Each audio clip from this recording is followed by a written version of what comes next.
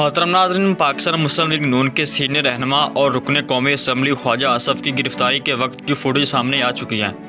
Social media पर गर्दिश करती footage में ख्वाजा आसफ को इत्मीनान से गाड़ी की जानब देखा जा सकता है। इस दौरान उन्हें न हथकड़ी लगाई गई, न ही गिरफ्तारी के दौरान किसी किस्म की धक्कम पेल हुई। लीगी रहनुमा खुद नैब की गाड़ी में सवार होकर रवाना हुए।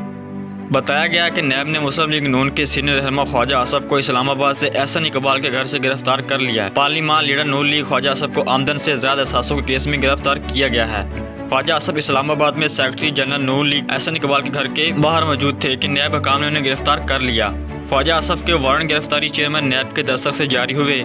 ख्वाजा आसफ को गिरफ्तारी के बाद नैब रावलपिंडी के दफ्तर में मुंतकिल कर दिया गया है, जहां उनका तिबी मुआयना होगा। ख्वाजा आसफ को इसी केस में गिरफ्तार किया गया जो पीटीआई रहनुमा उस्मान डार ने इन पर किया था।